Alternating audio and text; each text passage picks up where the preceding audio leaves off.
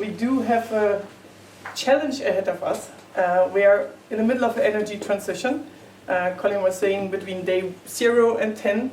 I would say we are slightly further, especially maybe coming from the ABB business. So Colin had a nice slide up before, which I will be showing next again. Our purpose is to drive a sustainable future via leadership, technology leadership in electrification and automation. And if you take one thing along from this conversation, as it is called, sustainability conversation, I would like you to take along to think, and with the rest of your colleagues back home, what is it that ABB can give you in the area of sustainability? Because actually we do have a lot of solutions on the electrification side. Of course, I love the electrification of crackers, but there are so many more things with digital solutions that actually we do have in our portfolio and that can help you to really improve, first monitor, but then also improve the emissions. And I know that's the big topic you see also on there on the slide that Colin showed before. This is our sustainability strategy. So, of course, sustainability has many other measures in there, but we are talking a lot about emissions because this is the most urgent area, of course. And so, if you think about the bigger picture on emissions, electrification and automation both actually will be helping because you will be monitoring what you're doing much more. The question I'm getting is, we are in this business. In ABB, with every product we are selling, we are currently introducing our Scope 3. Everyone familiar with Scope 3? Okay. So in the emissions area, you have your own emissions, correct? So that's called Scope 1. Then you have the emissions from the energy you're procuring. And then you have all the rest, which is called Scope 3. There's an intended double counting in all this because our emissions on the value chain side, so what Karen is procuring on the side from our suppliers, actually are also your emissions when it comes to your value chain. And your emissions are our emissions. And the intent here is to what Colin described before. We need to collaborate to resolve this challenge that we have ahead of ourselves. And hence, I'm urging you really to think also how the other solutions outside also of blending you could be looking into, and our team would be super happy to help you with this. Okay, a bit more background on my side. I joined from the consumer and the packaging industry. So I heard us talking about getting stronger again in paper and pulp. So I've been working lately for Tetra Pak, and that's where from the procurement side I moved into sustainability. And so working with suppliers is very close to my heart. That's what I've been doing, but I've also started to work on the customer side. And so very happy to bring this now to ABB and to see how we can actually walk the talk. Because I will not be able to approach you with great solutions to provide you with solutions in the sustainability area if we're not doing our homework.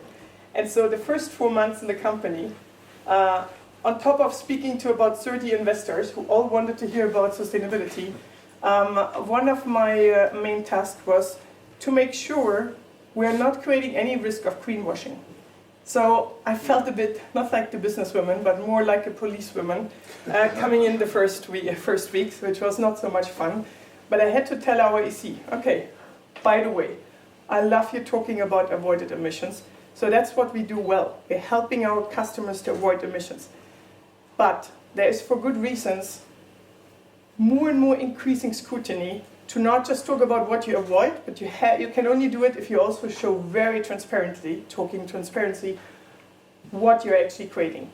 And that's, people were stepping back a bit, and I was like, oh, okay, wow, okay, there's something we have to pay attention to. So integrity, transparency is very closely related to sustainability, and that's what you see on this visual there. Next slide, please. We're very proud to have Peter Foser as our chairman of the board. And the Shell folks might remember him from Shell time. Peter is a very strong proponent of what we're doing on sustainability. He knows it extremely well, up to a point that he's challenging our EC. So I have some special content discussions with him, and then we go back and say, okay, how can we change and make sure that our EC actually is fully understanding? There's a lot of education needed in this area. for the ones in the room who didn't raise their hand on scope 3, have a look, ask ChatGPT, because obviously when I came into this, I was clear this is the fastest evolving area. So me coming in new, I have the benefit of having gained in my education the latest knowledge. I'm not any longer someone who has to fight for a seat on the table for sustainability. It's actually, what do I do with the seat on the table? And so, if someone asks me now, we had this conversation last night, actually right now AI is much faster evolving, obviously, than sustainability. So my next challenge is, how do I bring the best of AI together with sustainability and make sure we really have the sustainable future and not some side effects that are negative. Can I ask a question? Go ahead. Can you just give a bit of what Scope 3 means? Okay. So, value chain, for most of the, so Colin's questions, what does Scope 3 mean?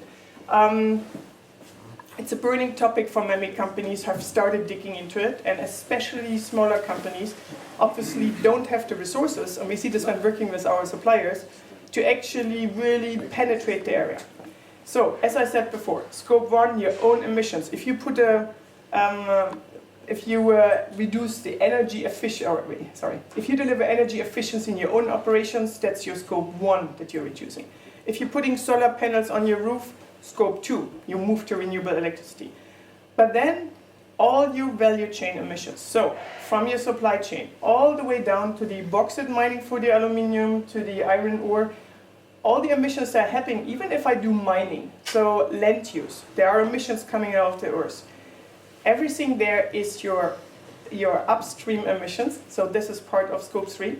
And then there are downstream emissions, which means everything until the end of the product life. And here we're think about the future electrification of the cracker. We're probably talking 30, 40, hopefully longer lifetimes. All the emissions during this lifetime we have to account for. And so ABB, with the products we are selling, it's huge. For the majority of companies, Scope 3 means 90% of their emissions. 90. So if you think you're doing something great on your Scope 1 and Scope 2, great. Think about the next mile and what collaboration, what ecosystems is required. So that's the next challenge, and that's why collaboration is so important. Innovation and collaboration without the sustainability will not work out. And if I pick on Amadeus, we had a beautiful conversation last night with this company, Ventix. He is in the paint business, and actually, I think they are ahead of the curve. For the size of his company, they are collaborating with all the other industry players to actually make sure that their value chain is more sustainable. And so he shared with me that that his company, his operations are actually at net zero. Now they did some acquisitions, so they have to move it back. And that's another important consideration that we also take into account now. When we do M&A, we of course have to look at what potential liabilities we get. So if we worked our way to net zero for our own emission, for our operations and all this, if the M&A comes in, it might go up again. Or you actually look for these potential companies that you want to acquire who are ahead of the game. So that's something that is obviously relatively new, but it's extremely fast evolving. So if I ask yes. You for a moment, stand microphone. Thank you. Yes. How do you approach the work, and what do you see as the biggest challenge when it comes to this whole emissions part? Well, involving the ecosystem is a nice task to do. What we had actually till yesterday when I flew in from Amsterdam, we were a bunch of 15 paint companies coordinating and sharing experience and setting the bar higher towards our suppliers in order to raise awareness, of course, and help the sustainability journey of the companies. The most challenging, I must admit, is Scope 3. And we are not talking with big corporate customers. We are talking with paint dealers. People that run mom and pop shop with education of high school, if we are at the positive side. And this is really, really challenging to bring them aboard. We are trying to do that by putting it in the tissue of the collaboration, to blend it with their profitability, their long-term standing, and through the product delivery, and making them understand how they can do it better. And this is indeed very challenging, because we also understand that the mission of our products does not finish when we sell the product. It does end when the professional painter paints the product. The mission of the product starts when all of us move away and our families walk in to enjoy the ambience of their new house. So that's when we start delivering. And that's, in my opinion, is the essence of Scope 3. Exactly. Thank you. There was a question here. Yeah. Matthias Behn, I'm from Shell. I'm part of a regional engineering management team in EMEA. And I have a question. It's a very interesting presentation, Anke, and it's a really important subject overall. But, and it partly actually has been answered, what I was about to ask. But important for me would be to better understand how the particular solutions you can offer for sites we operate in our region could look like in this area. Yeah. So kind of showcases actually. And I'm part of a regional engineering team, but I'm very happy to see that also the different sites are present from Shell. And I think it would be good if proactively actually it can be showcased how you can help, because at the end every project has to stand on its own foot. Yes. So there needs to be somehow a business case which justifies the development. Beautiful request. I know that Colin asked for feedback, so here we are. Thank you. Samuel is going to go into it, but otherwise I would have said this is exactly what, in the end, I know that Peter Terwish, our president for this business, for the process automation business, that's his mission right now. How do we better use all the capabilities in a company, despite the profit and loss responsibility being with each division, to really bring this expertise together? And if in a project that's what's needed, really take these resources in. So we do have pilots obviously going on with Microsoft Cloud to really monitor your emissions. We're looking for more lighthouse customers. I have a slide on this. That's our mission to zero approach that we are demonstrating in-house. So we have our sites running the mission to zero project, but then also we are offering this for our customers. And I think, I'll let Samuel respond.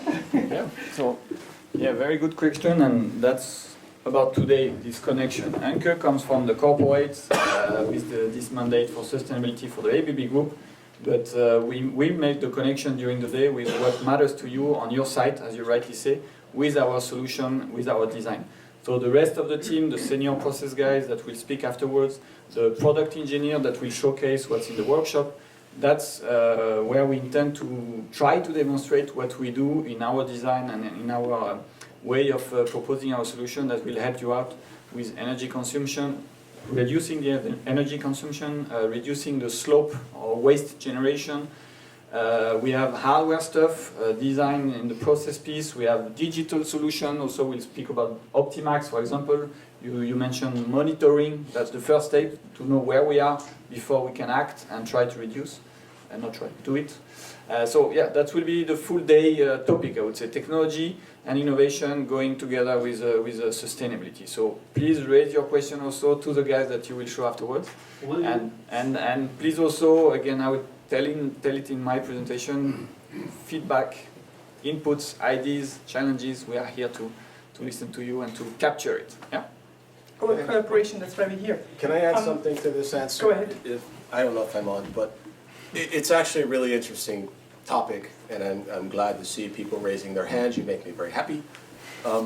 Look, the way it seems so far for us, and I'll use hydrogen as kind of an example here, there's sort of like this race to the bottom on hydrogen, right? So the reason I mention this is because as we talk about sustainability and the importance of it, we also have to recognize that commercially it's not a zero cost, right? And there's a lot of pressure on getting, how do you say, something for close to 0%.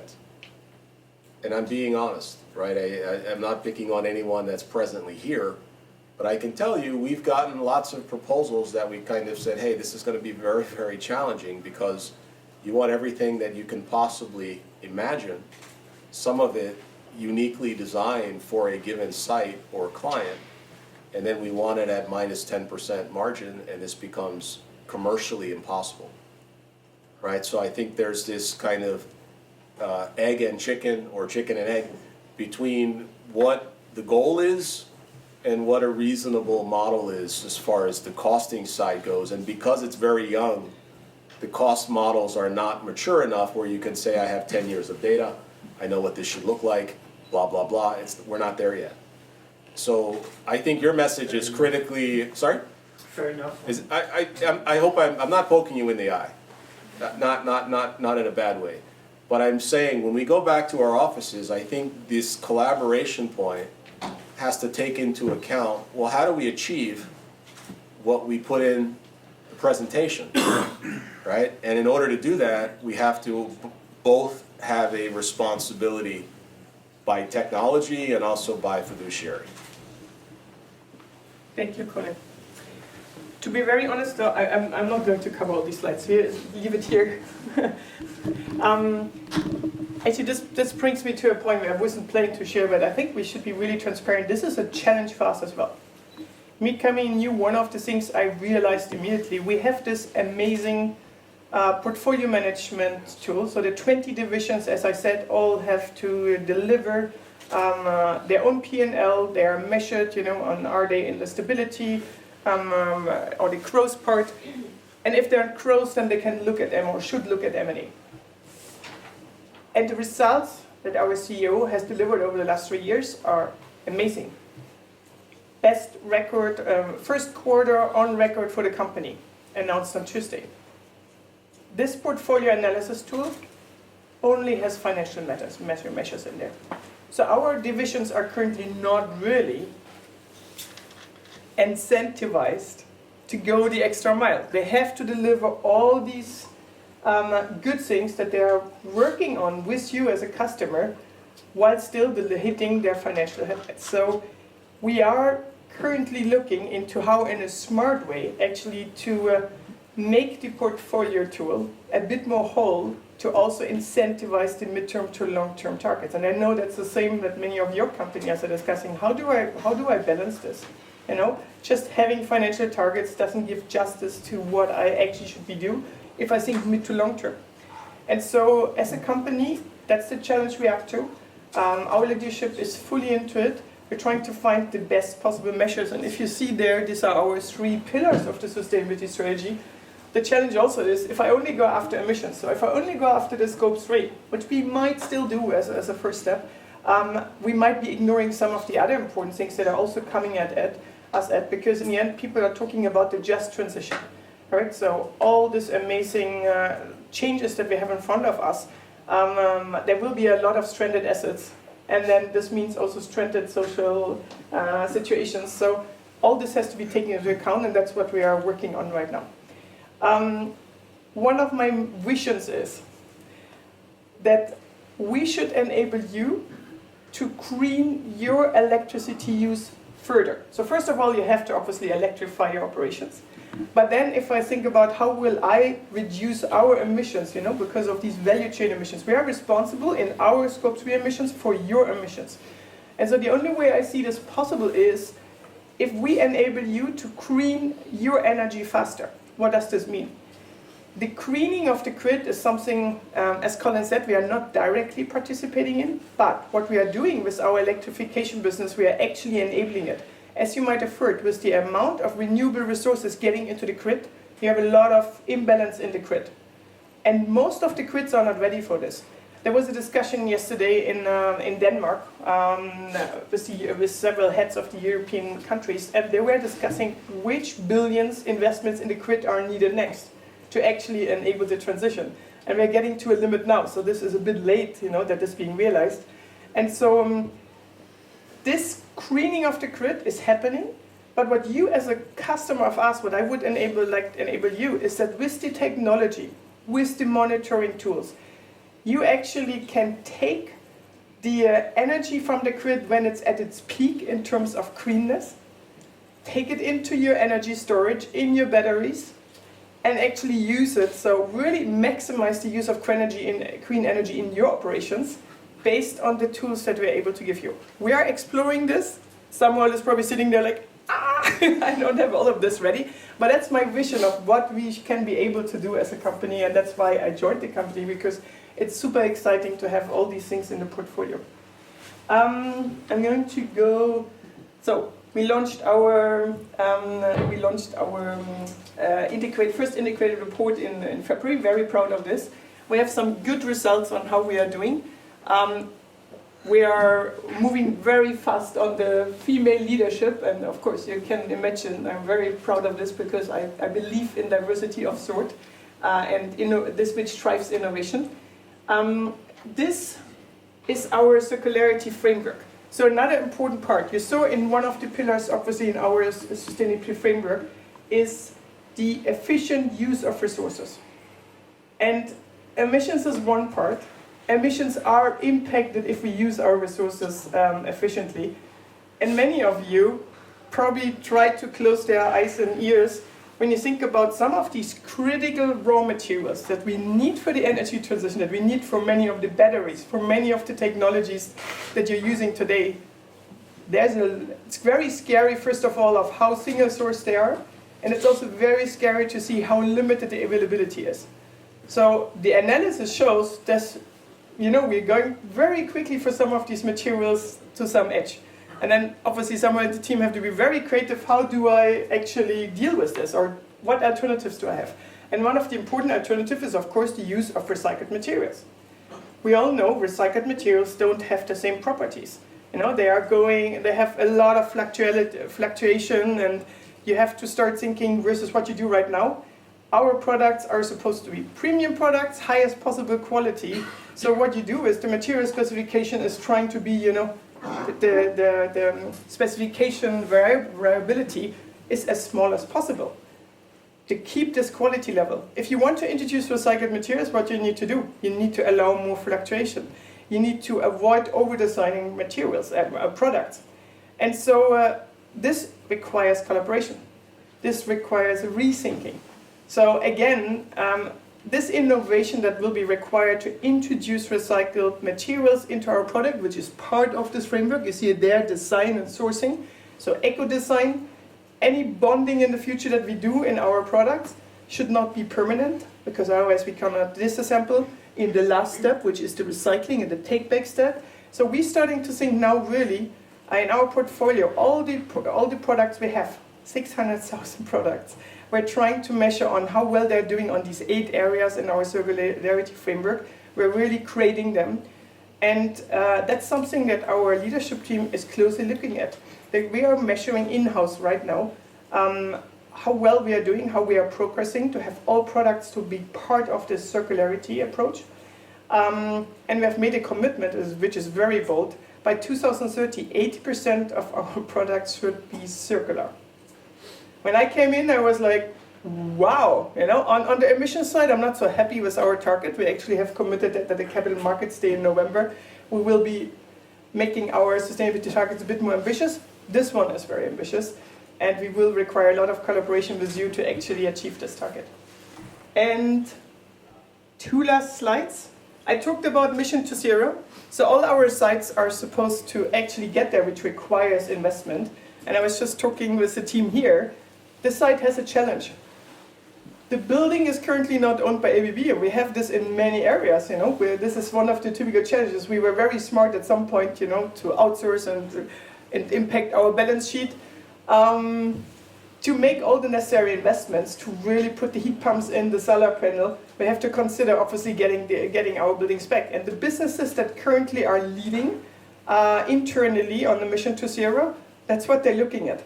They are taking their buildings back in-house to then make all the necessary investments. Of course, you can also work with your partners that you're leasing from, correct? So, but this is one of the things we are doing internally to really walk the talk and to demonstrate to you what it will take to make this happen, so that you can take our expertise, sustainability as a service, then also to your customers.